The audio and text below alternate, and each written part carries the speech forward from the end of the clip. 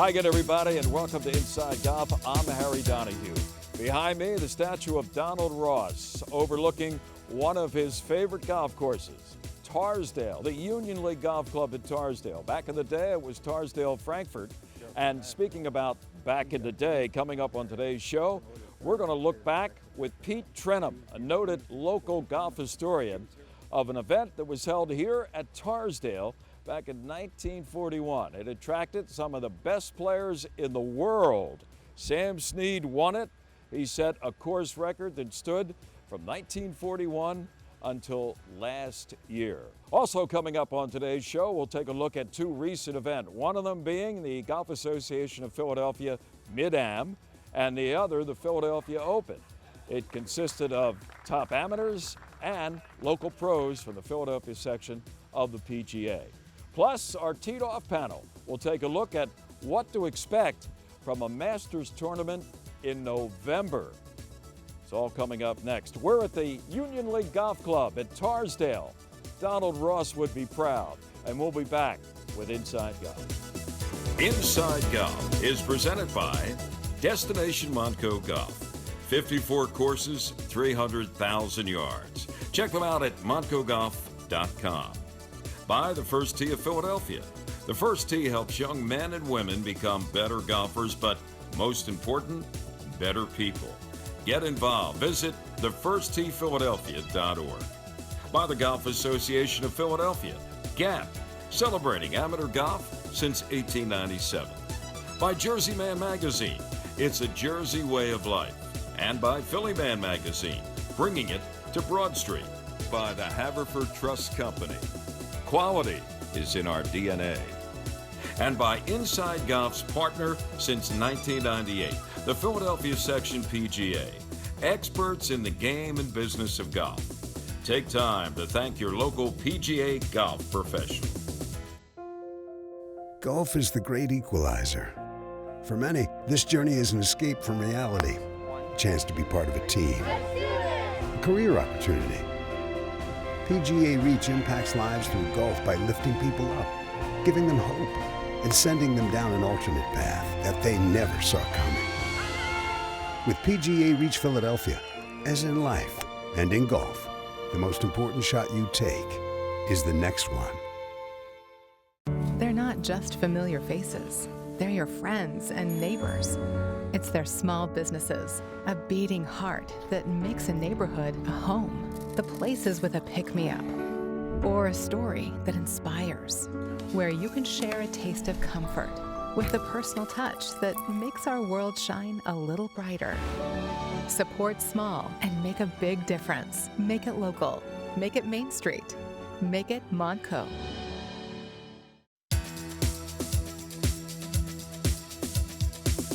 Welcome back to Inside Golf. The Golf Association of Philadelphia recently had two of its really big events. Here to tell us about it from GAP, Marty Emino.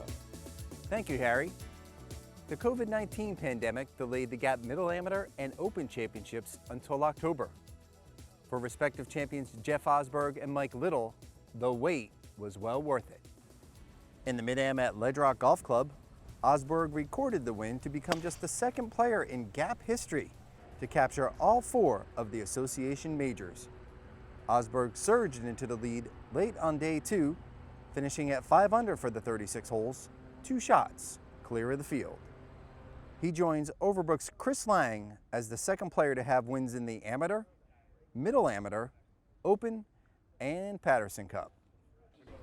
I guess, I'm overwhelmed with joy. It's something I've had my sights on now for a few years since it's been a possibility. And, you don't have many opportunities. You have one chance a year. So, people will say, oh, you have plenty of years left, but you never know really how many you have. So it's been a big focus of mine with the date change this year. It's been on my radar all year, and just extremely excited to be able to finally pull off a win here in the Mid-Am. At Ledge Rock, with those nightmares in the rearview mirror, Osberg finished his final holes in 3 under par. That stretch included birdies on numbers 12, 13, and 16. But knew the back nine presents plenty of opportunities for birdie and obviously plenty of opportunities for some pretty big numbers. So I was extremely happy with how I controlled the ball and was really happy with just the way I putted on the back nine, the focus I had to make some really key 5-6 footers for par. However, it was a par save on number 17 that sealed his victory.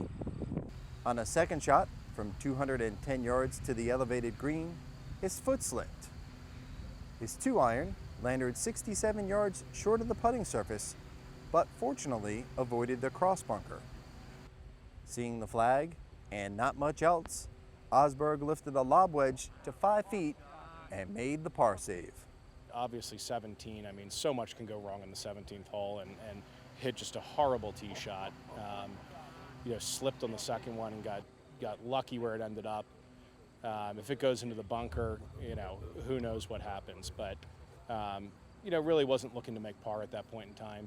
Got it up onto the green, obviously hit a great shot, up fairly close and made a great putt to save par. But at that point in time, once it wasn't in the bunker, really was just focused on making sure I could make bogey and obviously 18 being a reachable par 5. Didn't want to do anything catastrophic on the 17th hole to put myself out of it. Osberg, 36 of Bryn Mawr, had finished second twice previously in the Middle Amateur. Matt Matari of Saucon Valley, Osberg's playing partner on the final day, made a strong push in search of a second Mid-Am title, but finished 2 shots back. A week later, ironically, Osberg entered the Open Championship at Doylestown Country Club as the defending champion. And although Osberg made a gallant attempt, it was look-away pro Michael Little who raised the Johnny J. McDermott Trophy. Little finished 6 under for the 2 rounds. A frenetic leaderboard shook out late on a final hole, a par 5 measuring 512 yards, that was filled with drama all day long. Little, 36 of North Wales, capped it off with a tap-in birdie to secure the win after just missing eagle. This is a tournament that I've always wanted to win. Like our conversation yesterday, I always highlight this one, always put a circle there. A lot of great players have won this event. A lot of great players in Philadelphia, and to win this golf tournament means a ton to me. Thank you, Doylestown. Thank you so much. All the hard work, like I was saying, over the years has really paid off today. And my swing coach, Mark Sheftick, I want to say thank you to him for helping me with learning how to control my club face and control my game. And then my putting coach, Mike Dinda, I want to say thank you to him. It was Little's 3rd victory of the year. In August, Little won the Philadelphia PGA Section's William Hyman III Memorial Classic at Huntington Valley and the TaylorMade Classic at White Manor. He also secured the section's DeBoffrey scoring average title for 2020 and qualified for his 3rd PGA Professional Championship. A little time before Little arrived on the final hole, it was Alex Knoll, winner of the Philadelphia PGA Professional Championship, taking to the top of the leaderboard. Standing 4 under at the time, he lit up this eagle chip on number 18. He finished 5 under and in solo second. And just before that, Osberg ripped a 3-wood from 261 yards to 8 feet. He made the eagle putt to post the then clubhouse lead at 4 under. Congratulations, Jeff and Mike. Hopefully this will be the only time the Mid-Am and Open is held in the fall. Fingers crossed. For Jeff Osberg, those top placings also earned him a 4th William Hyman III Player of the Year award. But we'll have more on that later. Reporting for Gap, I'm Marty Emina. Thanks, Marty. There's 2 names that we have heard a lot about in the past and also sure to hear about them in the future. Jeff Osberg and Michael Little. All right, stay with us. Next up, here on Inside Golf, we'll be back here at the Union League Golf Club at Torresdale. We're going to turn back the clock a little bit. Our historian, Pete Trenham, will talk about an event that was held here in 1941 that attracted the biggest names in golf. That's next on Inside Golf.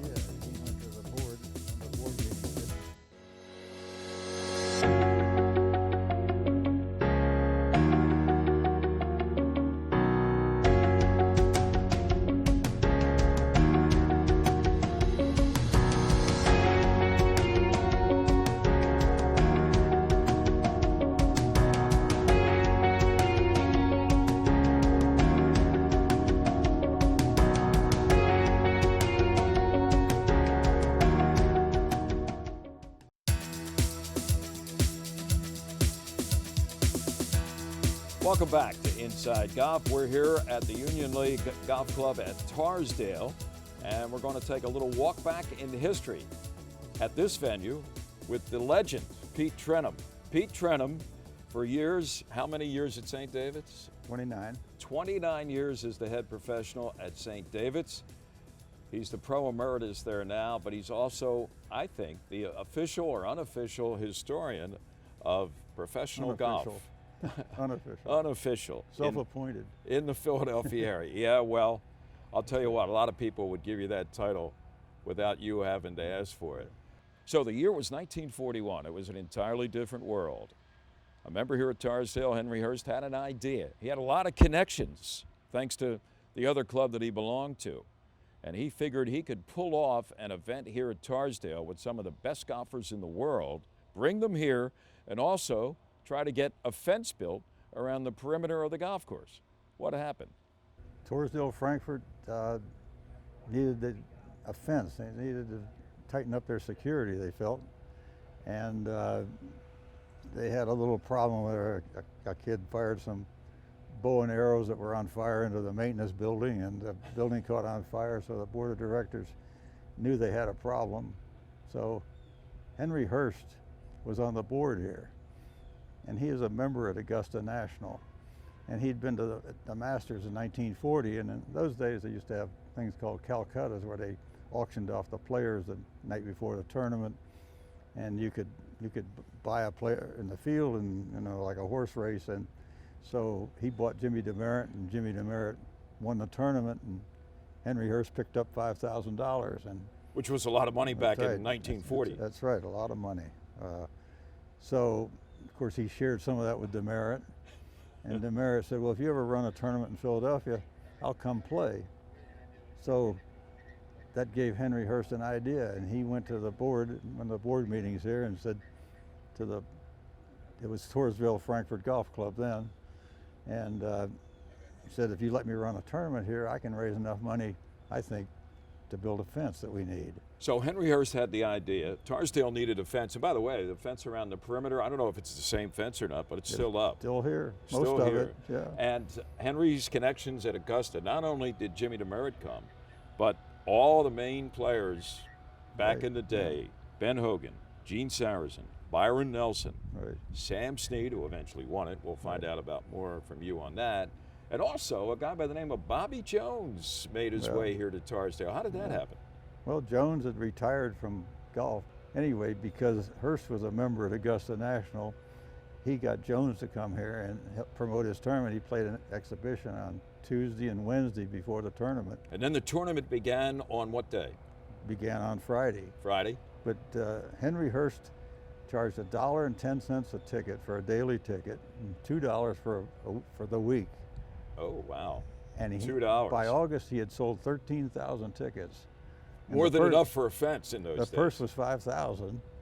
And then Henry Hurst, during the practice rounds, Henry Hurst passed out another $2,500 to people, like the Hogan won the long drive on the 10th hole, and somebody else the closest to the pin on certain holes, or the low round, the practice rounds. He spread $2,500 more out. And, if you're familiar with Torresdale, that 10th hole is practically right over Pete's shoulder. Right. As we stand here or sit and conduct this little chat on the patio overlooking the entire golf course. So tell us about Sam Snead. He had quite a weekend, didn't he? He did. So the first round was on Friday, and Sam Snead shot 64. So, but he only led by one stroke. So he shot 64, which was the club record. Yeah. And it lasted until last year when Alex Knoll in the local Philadelphia section annual year-ending club or championship shot a 62. Right. Take us now to the conclusion when they played, 36 holes on Sunday? They played 36 on Sunday. They played 18 more on Saturday, and then 36 on Sunday. And the morning round on Sunday, Sam Snead shot a 69. Even though he had a ball out of bounds, his tee shot was out of bounds on the 17th hole. Which now is a par 3, but then it was a par 4. It was a par 4, but they widened Grant Avenue. But even with a ball out of bounds on the 17th, he shot a 69 and led by 5 strokes. Wow. And then in the afternoon, he shot a 65, and that was the end of that. He had himself. And what did he win for first place? $1,500. $1,500. And the field had, you were telling me earlier, roughly 70 players in it when the tournament began. But when it came time to hand out checks, there were only a handful of guys. 12 players made money. 12 players. So Snead got $1,500 for winning. Right. And then they divided up the rest of it among 11 players. Right. Ben Hogan was here, but Ben Hogan ran into some problems apparently at Torresdale, and it didn't turn out the way he thought it would. Ben Hogan came here, and he had won money 56 straight tournaments. And the same summer, Joe DiMaggio had hit in 56 straight games, 1941. And his streak ended, his so streak did Ben's. ended, and so did Hogan's right here. Hogan didn't make the money here. Wow. And the last time he had missed the money was 1939 at the Philadelphia Country Club in the U.S. Open. So between 39 at Philadelphia Country Club and 41 here, he was in the money 56 straight times, which was really difficult in those days. Nowadays they pay 70 places. But those days, a lot of tournaments only paid 15 places. So Hogan didn't get a check. Now, did he play all 4 rounds? Was there a cut? There wasn't any cut, no. Wow. In those days, some guys just dropped out if they didn't think they were going to finish in the top 15 or something. So they had the event here at Torresdale, but the week before, pretty much the same field gathered in the Philadelphia area. Tell us about that. Well, they were at Atlantic City Open at Atlantic City Country Club, which Lloyd Mangrum won and Hogan finished second. So he got a check that week. Right, yeah. Then he came up here to Philadelphia and got shut out. Yeah, well, he won some money for his long drive and he played an exhibition on. He might have gotten paid for his exhibition he played on Tuesday here. So they got the fence. He delivered the money, but the World War II started and there was a shortage of steel, obviously. So they didn't get the fence till after the war was over. Wow. And the tournament, Henry Hurst wanted to try to make it. He was going to increase the prize money. Next year. Yep. He was going to make it an annual event here at Torresdale. Yep. That didn't happen either. He announced when they gave out the prizes, the next year it was going to be $12,500, purse. But that didn't happen. Just didn't happen. Right. Yeah. Wow. The world changed. Everything changed. Torresdale's changed since then, but you're the same. You're a fountain of knowledge, Pete, and boy, do we appreciate it. Well, you're welcome. You're the man. This guy knows, as I say, more golf history in Philadelphia than any 10 people that I know. And Pete, thanks for sitting here at the site of what was supposed to be an annual event in the Philadelphia area. It turned out to be only 1 year, and Sam Snead was the winner. Ben Hogan got shut out, and Torresdale got a fence. That's right. Yep. Great week. My friend, thank you. You're welcome. Pete Trenham. Pete regularly produces stories on the history of golf. Give yourself a plug. How can people find out? I have a website, TrenhamGolfHistory.org, TrenhamGolfHistory.org, and there's a section called Trenham's Treasure Trove where I have articles like this about this tournament. There you go. Make sure you check it out on the web. Thanks, Pete. Stay with us. We'll be back here at Lulu in a moment with our T-Dog. Because their organized sports weren't allowed to play. So I believe it's incumbent upon us.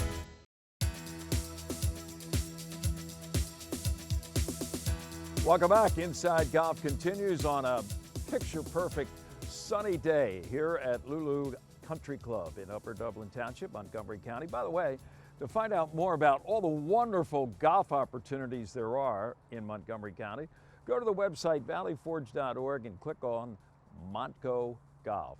Our panel today, Leela Mackey is with us. She is the foundation director with the Philadelphia section of the PGA of America. Thanks for having me. Good to see you, Leela.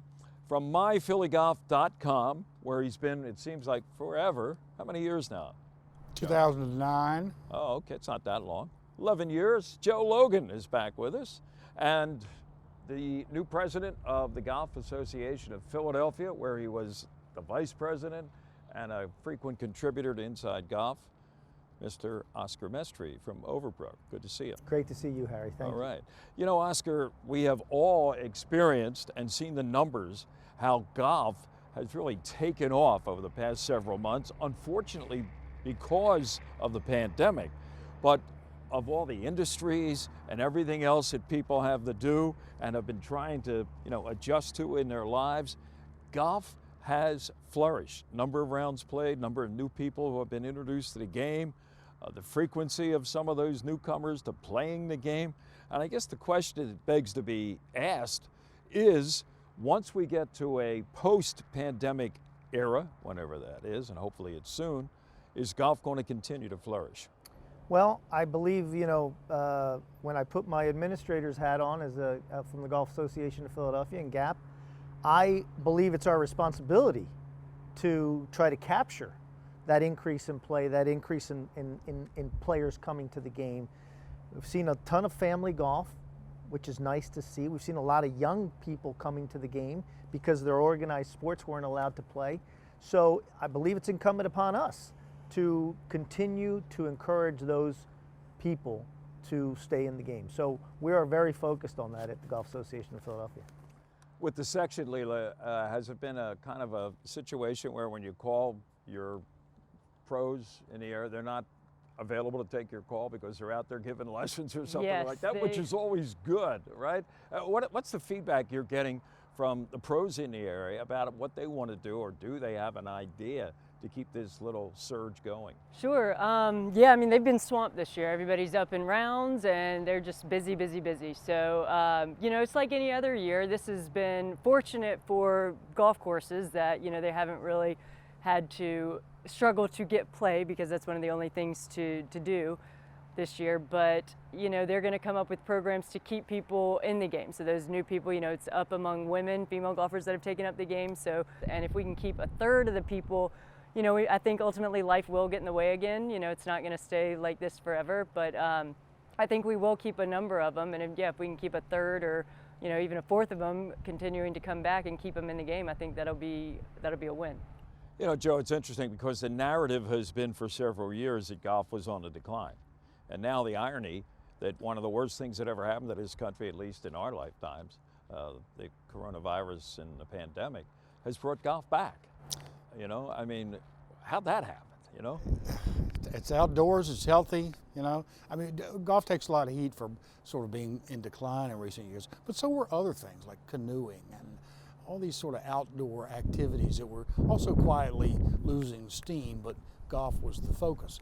I think I get these emails constantly, industry emails from the National Golf Foundation. Rounds are up, equipment sales are up. I know anecdotally, just where I play, Talamore Country Club, I look at the tee sheet and it's full, a lot, all the time. I think we will continue to see certainly an increased amount of golf as long as people continue to work at home, because they don't go into the office now. They sit at home and work, and then they want to get outside. They want to get some fresh air. And what better way to do that than golf? And, when people aren't having to go into the office all day, every day, they got time on their hands. Right. Leela, here in the final minute, has it meant an increase in job opportunities in your business? Or is it still too early to project? It's a little too early. Actually, everybody's really, understaffed, honestly, because they had to, at the beginning, they kind of had to furlough some people. And so they have struggled on that sense. And I don't think, we haven't really seen a huge increase in, oh yeah, we're going to hire 3 new people, because they just don't know. It would be, they don't want to plan to have this number of rounds every year and hire 2 more assistants when it may not look like that next year. So that will be something that'll be interesting to see over the next couple months and how that shakes out. Still a wait and see proposition, but it's good. It's a nice problem to have, isn't it, to say, hey, we're understaffed, when for years it's been kind of very dormant and things haven't moved. But they have moved, albeit because of a real tragic situation. But let's see what we can do once that's gone, and we can see the surge of golf continue for other reasons. Panel, thank you, and we'll be back. More on Inside Golf in a moment.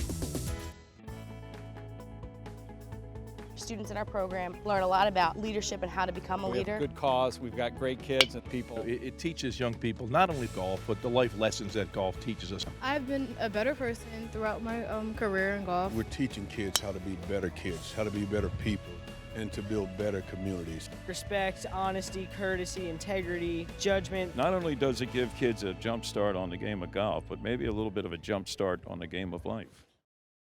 They're not just familiar faces. They're your friends and neighbors. It's their small businesses, a beating heart that makes a neighborhood a home. The places with a pick-me-up or a story that inspires, where you can share a taste of comfort with the personal touch that makes our world shine a little brighter. Support small and make a big difference. Make it local. Make it Main Street. Make it Montco.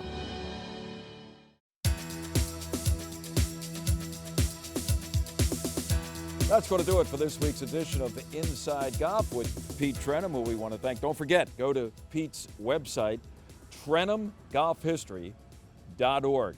Find out a lot of information you probably never even thought of about the history of golf in the Philadelphia area. And our thanks to Jeff McFadden, the general manager, Sean Palmer, director of golf at the Union League of Philadelphia, for having us here at Torresdale.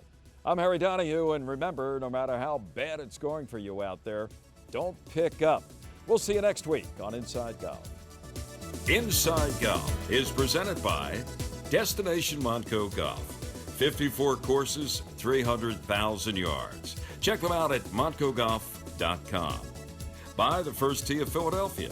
The First Tee helps young men and women become better golfers, but most important, better people. Get involved. Visit thefirstteephiladelphia.org. By the Golf Association of Philadelphia, GAP, celebrating amateur golf since 1897. By Jersey Man Magazine, it's a Jersey way of life. And by Philly Man Magazine, bringing it to Broad Street. By the Haverford Trust Company. Quality is in our DNA. And by Inside Golf's partner since 1998, the Philadelphia Section PGA, experts in the game and business of golf. Take time to thank your local PGA golf professional.